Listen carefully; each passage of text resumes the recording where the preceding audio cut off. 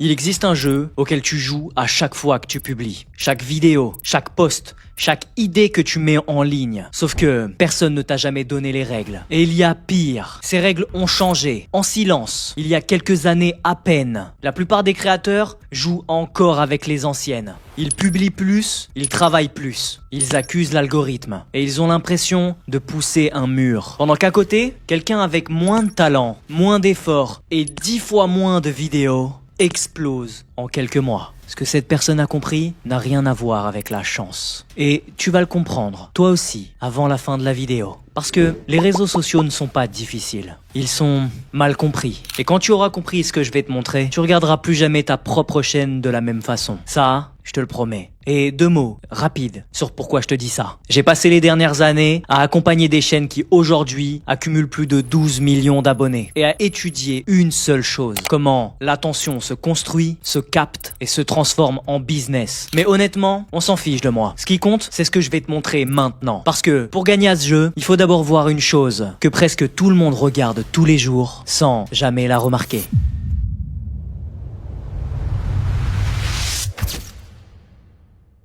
Les réseaux sociaux que tu utilises aujourd'hui ne sont plus les réseaux sociaux que tu utilisais il y a 5 ans. Le nom n'a pas changé. Le jeu, lui, a complètement changé. Avant, ces plateformes avaient une seule fonction. Te connecter avec des gens. Tu suivais quelqu'un. Tu voyais ses publications. Logique de réseau, logique sociale. Ce monde est mort. Aujourd'hui, les plateformes ne servent plus à connecter. Elles servent à te recommander des choses. Tu n'ouvres pas TikTok pour parler à tes amis. Tu l'ouvres pour qu'on te montre quelque chose d'intéressant. Tu n'ouvres pas YouTube pour discuter. Tu l'ouvres pour être captivé. Et ça change absolument tout. Parce que dans l'ancien jeu, tu étais en compétition avec les comptes que les gens avaient choisi de suivre. Dans le nouveau jeu, tu es en compétition avec tout ce qui peut retenir leur attention. Chaque vidéo, chaque créateur, partout sur la planète. C'est plus un réseau social, c'est un système de recommandation. Et un système de recommandation n'a pas d'amis. Il n'a que des signaux. Et si c'est devenu un jeu de signaux, alors la vraie question n'est plus celle que tu te poses. Tu te demandes comment je gagne plus d'abonnés. Mauvaise question. La vraie, celle qui change tout, c'est plutôt qu'est-ce que cette machine cherche exactement. Réponds à ça et tout devient plus simple. Et c'est beaucoup plus simple que tu ne le crois. Mets-toi une seconde à la place de la plateforme. Disons Instagram. Instagram est une entreprise. Elle gagne de l'argent quand tu restes. Plus tu restes, plus elle te montre de publicité. Son unique obsession, te garder le plus longtemps possible. Et quel est le moyen le plus simple de garder quelqu'un? Lui montrer exactement ce qu'il a envie de voir. C'est tout. C'est ça le jeu. On lui a donné des noms compliqués, mais derrière, c'est d'une simplicité presque insultante. La plateforme essaie en permanence d'appareiller le bon contenu avec la bonne personne, le meilleur appareillement possible. Le spectateur est content, il reste plus longtemps. La plateforme gagne plus et elle te récompense pour l'avoir aidé. Voilà toute la mécanique. Il n'y a rien de plus. Mais, et c'est là que tout se joue, dans ce nouveau monde, la machine a le droit de t'appareiller avec n'importe qui, pas seulement tes abonnés, n'importe quel inconnu qui te connaît pas encore. Ça veut dire que ton seul travail, c'est d'aider la machine à faire ce match. Tu lui rends la tâche facile, elle te pousse. Tu lui rends la tâche impossible, elle t'oublie. Reste une question. Comment sait-elle de quoi tu parles et à qui le montrer? La réponse est si simple. Elle t'écoute littéralement. Elle lit les mots que tu prononces. Elle lit tes titres. Elle lit ta description. C'est comme ça qu'elle décide de ton sujet. Ensuite, elle regarde qui réagit bien et elle part en rechercher d'autres qui leur ressemblent. Alors, retiens cette phrase parce que elle vaut de l'or. L'algorithme ne récompense pas les créateurs motivés. Il récompense les contenus lisibles, clairs et identifiables. Ce n'est pas une question d'effort. C'est une question de clarté. Et c'est exactement là où la plupart des créateurs s'effondrent, sans même s'en rendre compte. Peut-être toi. On va le vérifier tout de suite. Le test prend 10 secondes.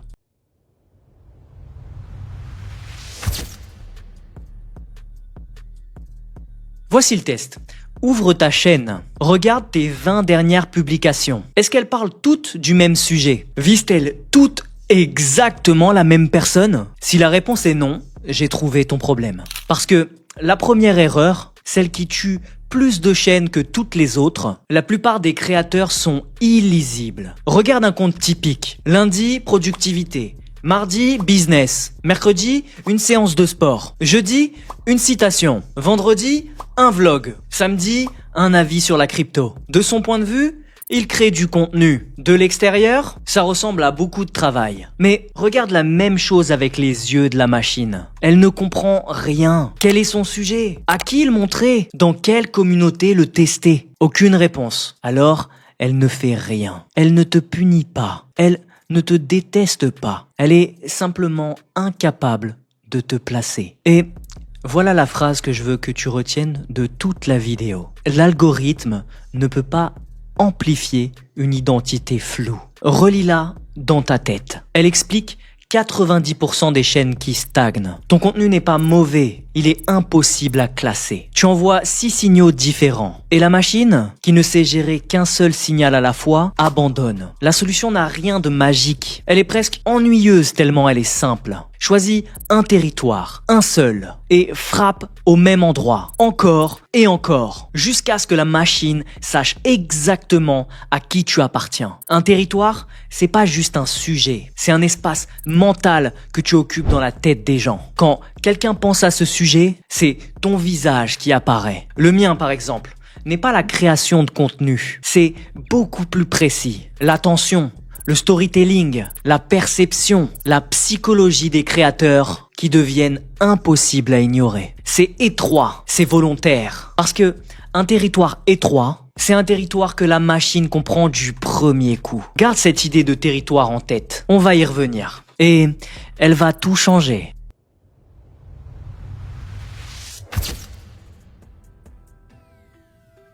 Avant de te montrer pourquoi la viralité peut être un piège, et c'est de loin la partie sur laquelle on me pose le plus de questions, je dois te parler 30 secondes de l'endroit où on construit tout ça concrètement. Parce que la plupart des créateurs n'ont pas un problème de motivation, ils ont un problème de système. Ils publient au hasard, sans territoire, sans cadre, en espérant que quelque chose finisse par marcher. J'ai créé Outcomes Academy pour l'exact inverse de ça. Un espace gratuit pour les créateurs qui veulent arrêter de poster dans le vide et commencer à penser comme des stratèges. Tu y trouveras Creator Foundations, les fondations de l'attention, du storytelling et du personal branding, des ressources et des frameworks. Et surtout de quoi construire une audience qui compte vraiment. C'est pas un groupe pour balancer ses liens et faire du bruit. C'est un endroit pour apprendre à penser comme un créateur qui sait où il va. Le lien est dans la description et c'est gratuit. Bon, accroche-toi, parce que ce qui suit va à l'encontre de presque tout ce qu'on t'a appris sur la croissance. Et ça commence par une phrase qui va te paraître absurde. La voici. La viralité peut détruire ta chaîne. Pas toujours,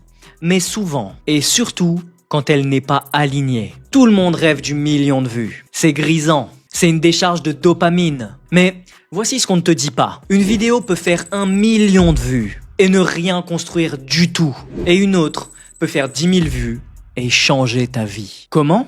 Reviens à la mécanique du match. Tu fais une vidéo très large qui plaît à tout le monde. 1 million de vues. Magnifique. Sauf que dans ce million, tu as touché des gens qui n'ont rien en commun. Des curieux, des passants, des profils qui ne reviendront jamais. Et qu'est-ce qui se passe dans la tête de la machine? Elle se perd. Elle te montrait un public clair. Et d'un coup, tout le monde te regarde. Elle ne sait plus qui tu es, ni à qui montrer la prochaine vidéo. Tu as gagné 1 million de vues. Et tu as perdu ton territoire. Il y a 2 types de viralité. La pure, être vue par le plus grand monde possible, peu importe qui. Et la ciblée, saturer une audience précise sans déborder. Et là, écoute bien, parce que c'est contre-intuitif. Les algorithmes préfèrent la précision à l'ampleur. La machine préférera toujours que tu sois là, référence d'une niche plutôt que vaguement intéressant pour tout le monde. C'est pour ça que tu vois des créateurs à 200 000 abonnés générer des business à 7 chiffres, pendant que d'autres, avec des millions d'abonnés, n'arrivent pas à monétiser quoi que ce soit. La richesse n'est pas dans le volume, elle est dans la précision. Est-ce que je veux de la viralité?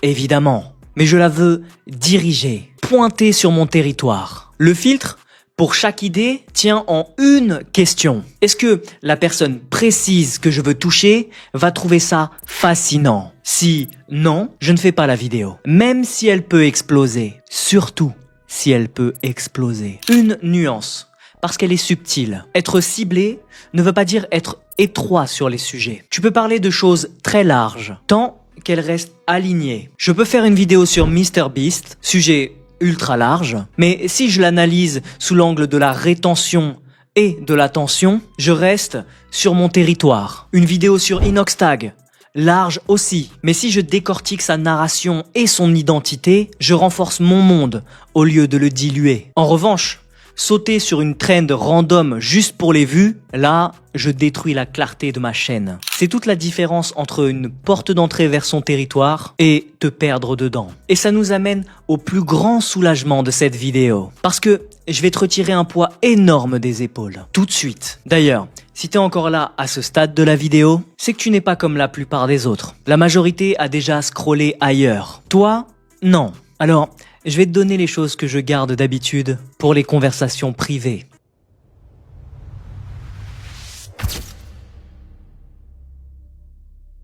Voici le poids que je te retire. Tu n'as pas besoin d'être partout. On t'a répété l'inverse 1000 fois, soit sur toutes les plateformes. Tu ne sais jamais où est ton audience. YouTube, TikTok, Instagram, LinkedIn, X, newsletter, podcast, school, partout, tout le temps. C'est l'un des pires conseils qui existent. Parce que voici ce qui arrive vraiment. Tu deviens médiocre partout. Tu ne maîtrises le langage d'aucune plateforme. Tu n'as le temps de comprendre l'audience d'aucune plateforme. Tu t'épuises à nourrir 6 machines et aucune ne tourne. La dispersion donne l'impression de travailler. La concentration construit réellement quelque chose. Chaque plateforme est un monde à part. Ses codes, son rythme, son public, ses formats, sa culture. On ne parle pas à YouTube comme on parle à TikTok. On raconte pas une histoire sur LinkedIn comme on raconte sur Instagram. Ce sont des langues différentes. Et tu ne peux pas en apprendre 6 en même temps. Alors, choisis-en une. Une seule plateforme héros. Celle où vit la plus forte concentration des gens que tu veux toucher. Et plonge dedans. Apprends sa langue, réponds à chaque commentaire, deviens un visage familier dans ta catégorie. Quand toute ton attention est compressée en un seul point, les résultats s'accumulent beaucoup plus vite. C'est mécanique. Pour moi, aujourd'hui, c'est YouTube. C'est ici que je construis. Instagram et le school renforcent l'ensemble, mais ils ne sont pas le cœur. Le cœur, c'est ici. Tout le reste gravite autour. Et un dernier point, le format. Toutes les audiences migrent vers la vidéo. Court ou long, peu importe. Mais c'est la vidéo qui capte aujourd'hui. Le texte recule, l'image bouge. Mais tout ça, le territoire, la précision, la plateforme, ce ne sont que des fondations. Maintenant, je vais te montrer ce que font les créateurs, qui ne se contentent pas de réussir, mais qui deviennent inoubliables. Et là, on change de niveau.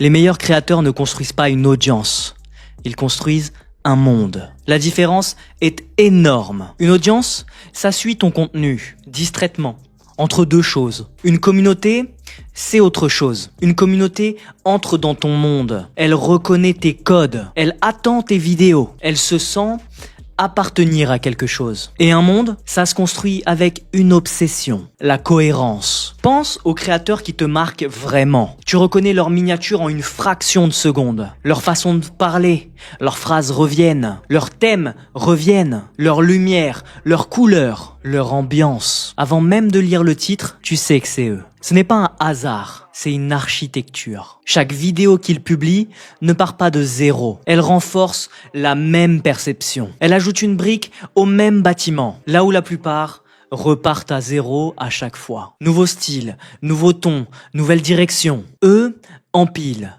toujours vers la même direction. Et c'est ça qui crée la mémoire. Parce que le cerveau ne retient pas la variété, il retient la répétition. Ce qui est cohérent est reconnaissable, prévisible dans la forme et surprenant dans le fond. Moi, ce que je veux construire ici est précis. Je veux qu'un jour, quand quelqu'un se demande pourquoi certaines personnes deviennent impossibles à ignorer, ce soit mon nom qui lui vienne. Pas parce que j'aurais fait le plus de vidéos, mais parce que j'aurais construit le monde le plus clair à ce sujet. Alors, arrête de penser contenu. Commence à penser monde. Tes titres appartiennent-ils au même univers? Tes miniatures se ressemblent-elles? Est-ce que chaque vidéo renforce une idée de qui tu es? Une audience suit ton contenu. Une communauté entre dans ton monde. Construis le monde. Et ça m'amène à la vérité la plus inconfortable de toute cette vidéo. Celle qui va peut-être te déranger, mais c'est sûrement celle dont tu as le plus besoin. Alors, respire et écoute bien.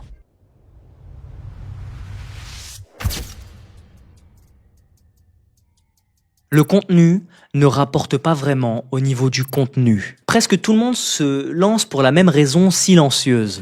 Gagner de l'argent. Soyons honnêtes. On voit des créateurs qui semblent gagner des fortunes. Et on se dit qu'on peut le faire aussi. Alors, on se lance. Puis, arrive le moment de vérité. Après 1 an d'efforts, des centaines d'heures, tu actives la monétisation et tu découvres le montant. 50 €. C'est ça? 1 an de travail, des centaines de vidéos et 50 €. Tu continues. Tu décroches peut-être un partenariat, puis un autre. Les vues montent, les abonnés montent, mais l'argent ne suit jamais vraiment. Quelque chose ne colle pas. Voici pourquoi. Il y a 3 étages dans le monde du contenu. Tout en bas, les plateformes. YouTube, Instagram, TikTok. Au milieu, toi, moi, les créateurs. Tout en haut, les offres, les marques, les produits, les services. Et voici ce que personne ne te dit. Presque tout l'argent se capte en bas, chez les plateformes, et en haut, chez les offres. Mais au milieu, là où tu te trouves, là où pourtant toute l'attention est générée, il ne reste presque rien. C'est cruel, mais c'est logique. La valeur que tu captes est proportionnelle au risque que tu prends. N'importe qui peut faire du contenu demain. C'est dur de lancer une marque, quasi impossible de bâtir une plateforme. Plus c'est facile à faire, moins c'est payé. Donc, voici la phrase à retenir. Les vues ne sont pas le business. Les vues sont le signal. L'attention que tu génères n'est pas la destination. C'est le carburant. Le vrai jeu, c'est pas de vivre des vues. C'est d'utiliser les vues pour construire quelque chose d'au-dessus. Regarde la mécanique complète. YouTube attire l'attention. C'est sa fonction. Le school capte la relation. Il transforme un spectateur anonyme en personne qui te connaît vraiment. Et l'offre, une formation, un accompagnement, un produit, transforme cette relation en business. Le contenu devient alors un actif, pas une fin. C'est un point de départ. Et qu'on soit clair, parce que c'est sensible. Il ne s'agit pas de manipuler qui que ce soit. C'est même l'inverse. Si tu aides réellement une audience, il est logique de construire ensuite des ressources qui vont plus loin et qui l'aident encore plus. C'est une construction de valeur, pas une extraction. L'attention seule ne te nourrit pas. C'est ce que tu construis avec elle qui change tout.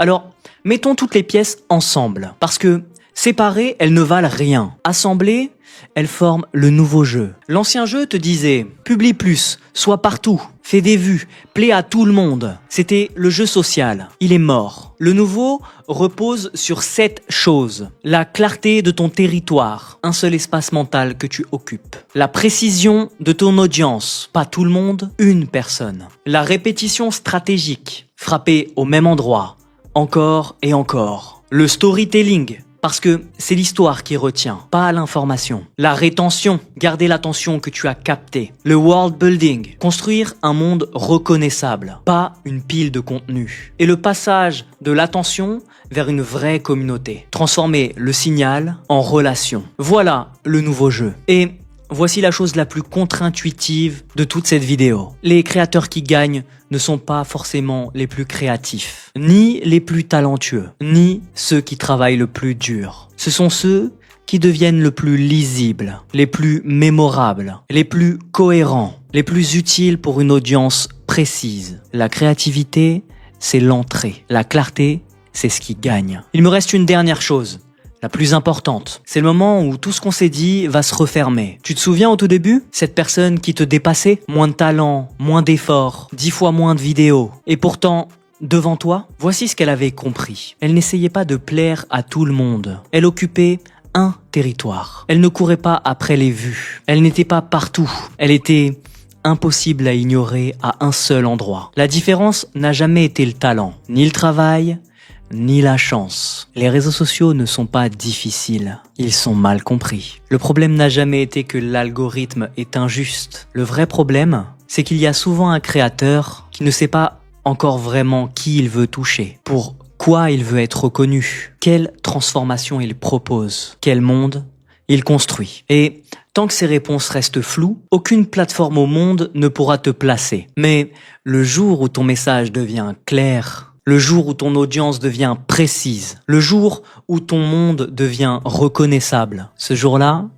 les plateformes arrêtent de te résister. Elles comprennent enfin où te placer. Et tout ce qui te semblait impossible devient soudainement juste une question de temps. L'algorithme ne peut pas amplifier une identité floue, mais une identité claire, il ne peut plus l'ignorer. Si tu veux apprendre à construire ce territoire avec plus de clarté, plus de psychologie et de stratégie, rejoins Outcomes Academy. C'est gratuit. Le lien est en description. C'est pas un groupe de plus. C'est un endroit pour penser comme un créateur qui sait exactement où il va. Et dis-moi en commentaire, c'est quoi ton territoire? En une phrase, pourquoi veux-tu devenir impossible à ignorer? J'ai hâte de lire ça. Si cette vidéo t'a fait voir les choses différemment, abonne-toi. Parce que ce qu'on construit ici, c'est pas juste une chaîne YouTube. C'est une autre manière de comprendre l'attention. On se retrouve dans la prochaine. Je vous fais des bisous. Ciao.